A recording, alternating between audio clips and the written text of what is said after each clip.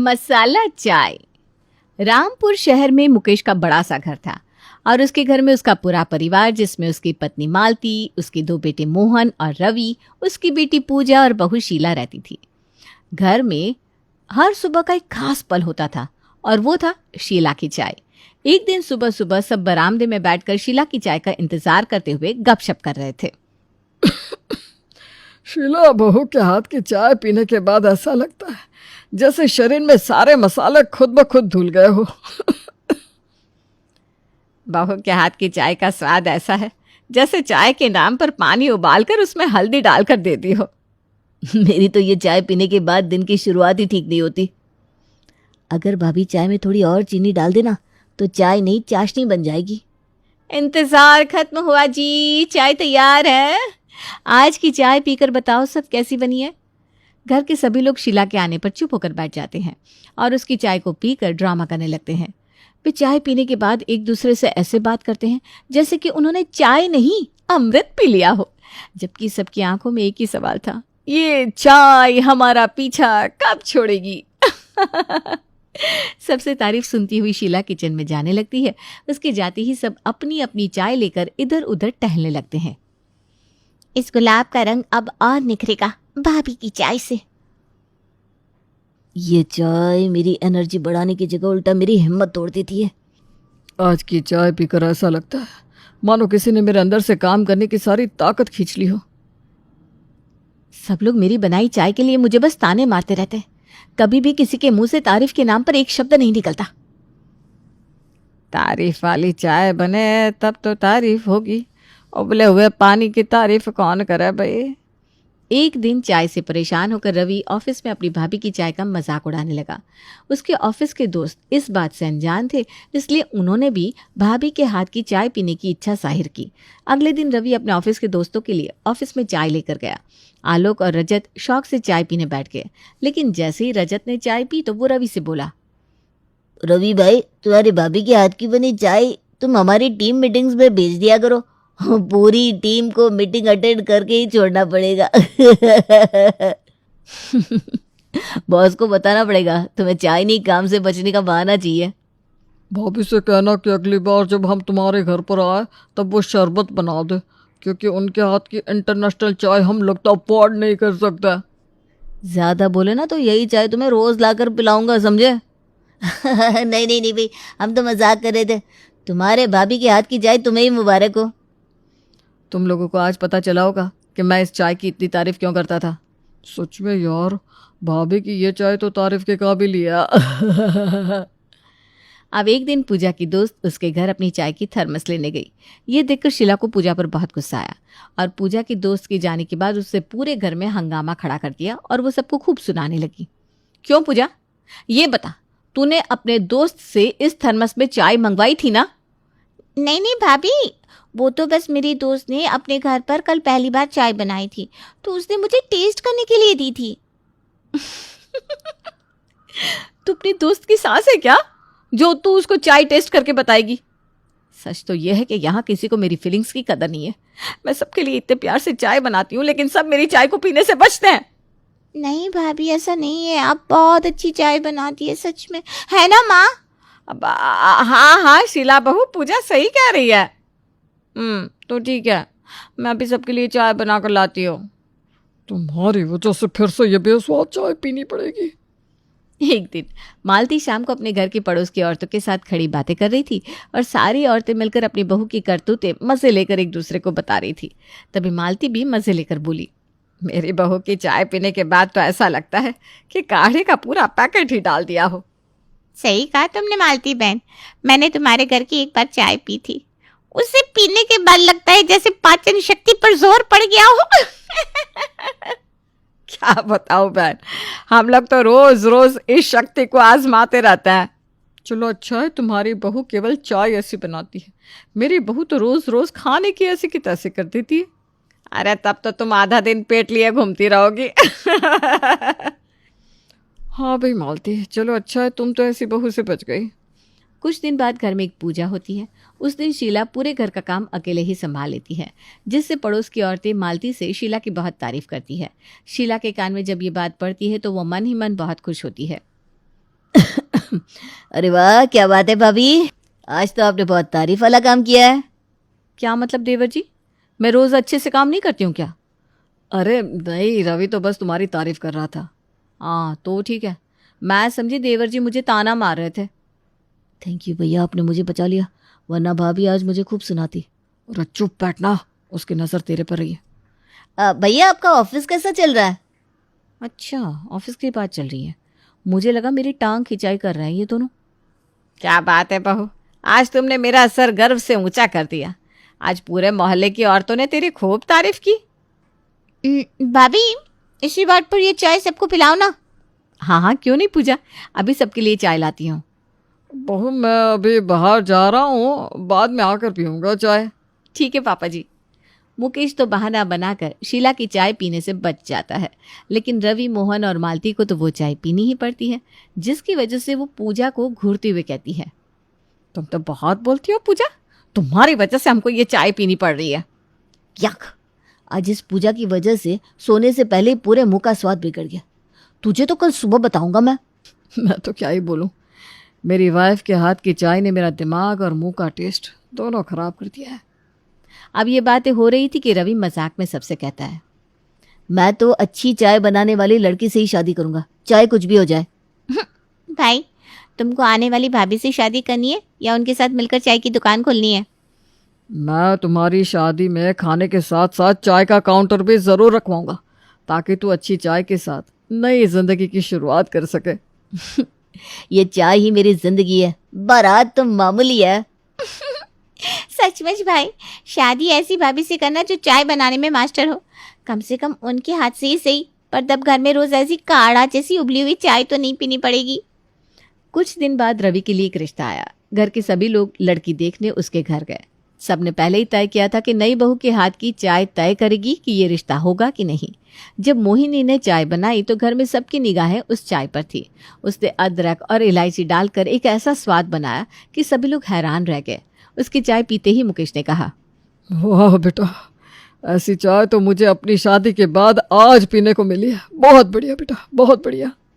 Thank you uncle जी, मैं बहुत खुश हूँ कि आपको मेरे हाथ की चाय पसंद आई। नहीं बेटा, अंकल नहीं, अब तुम मुझे पापा बोलो, पापा। अगर ऐसी चाय रोज पीने को मिले तो हमारे घर का तो माहौल ही बदल जाएगा। चल भाई रवि, तेरी तो किस्मत चमक गई, अब रोज तुझे स्वादिष्ट चाय पीने को मिलेगी। अरे क्यों भैया, शादी के बाद चाय की जिम्मेदारी मोहिनी को देंगे, तब तो सबको मजा आएगा ना। कुछ दिन बाद रवि और मोहिनी की शादी का आयोजन धूमधाम से हुआ। सब लोग इकट्ठा होकर शादी एंजॉय कर रहे थे। तब अचानक स्टेज पर रवि के दोस्त चाय की कितली और कप लेकर आ गए। वो मजाक करते हुए रवि से कहने लगे, भाभी जी, अब आपके लिए चाय बनाना सिर्फ कला नहीं, रवि की इज्जत का सवाल होगा। वाह, तुम सब मेरी शादी के दिन भी चाय पर फोकस हो। लगता है मेरे दोस्त बड़े समझदार हैं। भाई शादी तो होती रहेगी, अब चल हमारे साथ थोड़ा नाच भी ले, बाद में तो भाभी तुझे अपने इशारों पर नचाएगी।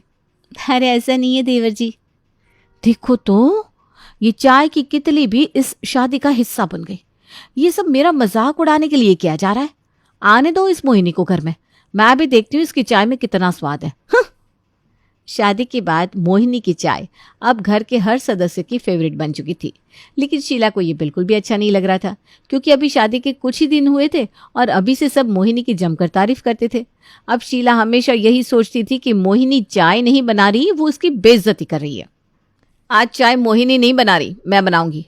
क्या बात है भाभी, आज आप चाय बनाओगी, बढ़िया है। वैसे काफी दिन से घर में सबने आपके हाथ की चाय भी नहीं पी। शीला, मोहिनी को चाय बनाने दो, तुम मेरे साथ आओ, मुझे ना तुमसे काम है। चलो अच्छा है, माँ ने दिमाग लगाकर हमें शीला की चाय से बचा लिया। ठीक है माँ जी, आप अपना काम दीदी से करवा लीजिए, मैं अभी सबको चाय बनाकर देती हूँ।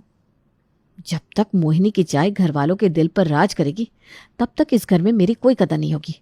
अब मुझे कुछ करना ही पड़ेगा। अगले दिन सुबह जब मोहिनी चाय बना रही थी तो शीला चुपके से किचन में आई और उसने चाय में थोड़ा सा कॉफी पाउडर मिला दिया।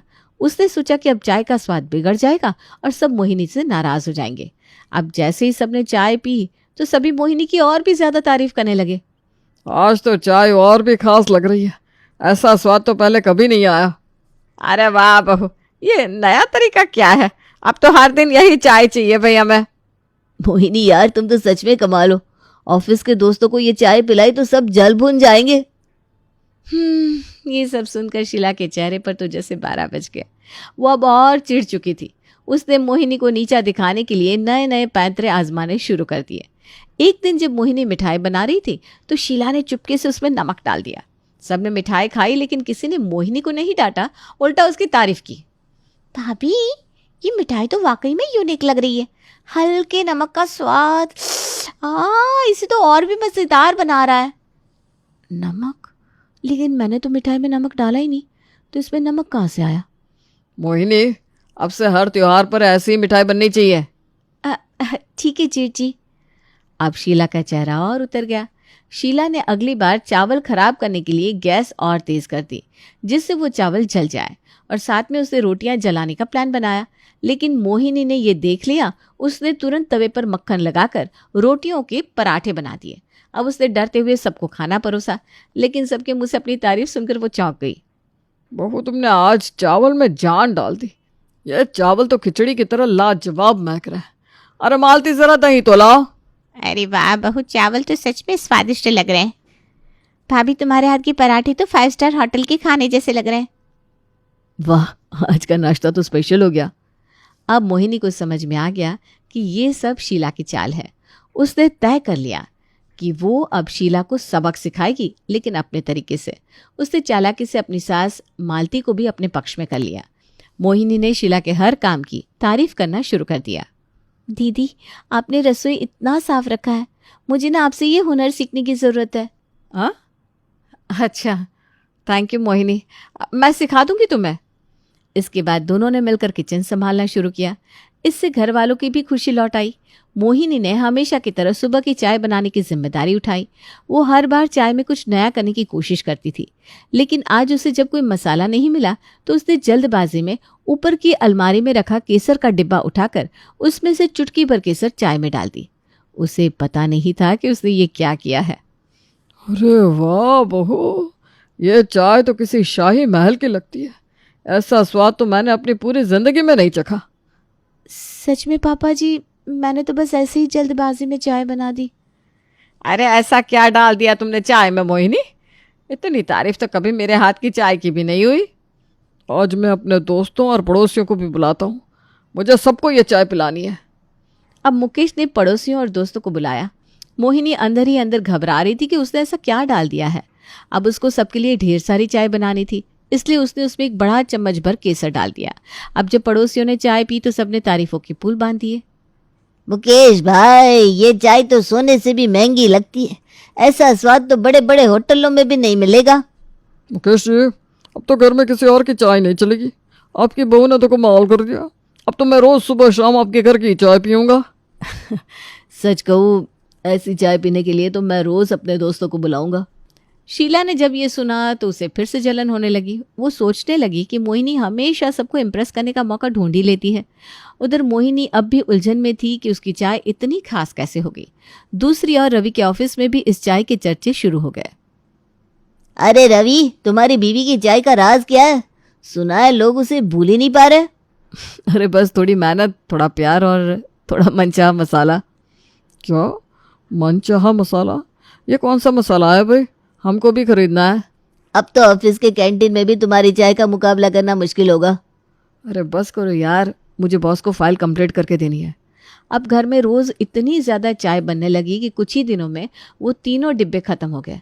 अब परेशान होकर मोहिनी ने रवि से वो डिब्बे वाला मसाला लाने को कहा।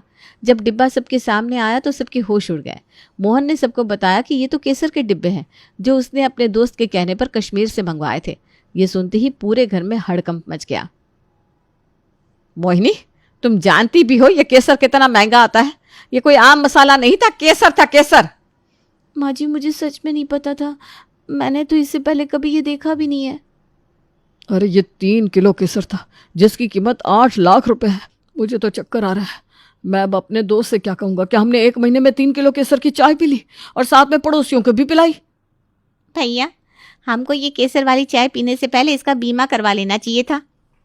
अब समझ में आया कि ये चाय इतनी खास क्यों लग रही थी। 8 लाख की चाय थी ना। अब ये चाय हम सबको हमेशा याद रहेगी। मोहन अब सोच में पड़ गया कि वो 8 लाख रुपए कहाँ से लाएगा। फिर मुकेश ने रवि और मोहन से कहा, देखो रवि और मोहन बेटा, अब परेशान होने से कोई फ़ायदा नहीं। हम लोगों को मिलकर ये 8 लाख रुपए चुकाने पड़ेंगे, इसलिए तुम लोग अपने खर्चे सीमित कर दो और मोहन की पूरी सैलरी से धीरे धीरे ये कर्जा उतार दिया जाएगा। भैया मुझे माफ कर दो, मेरी गलती की वजह से पूरा परिवार कर्जे में डूब गया। मोहिनी, तुम्हें कम से कम एक बार देख तो लेना चाहिए था या मुझसे पूछ लेती। कोई बात नहीं बहू, ये हम सब की गलती है। अब सबको इसकी कीमत चुकानी पड़ेगी। आज से चाय शीला बहू बनाएगी। ठीक है पापा जी। अब शीला के हाथ की चाय पीकर सब उस केसर वाली चाय का स्वाद याद करते थे और अब मुकेश शीला की बनी चाय की तारीफ करने लगा था। पूरा परिवार किश्तों में केसर की मसाला चाय का कर्जा चुका रहा था और पड़ोसी मुकेश से केसर चाय को लेकर हमेशा मजाक किया करते थे।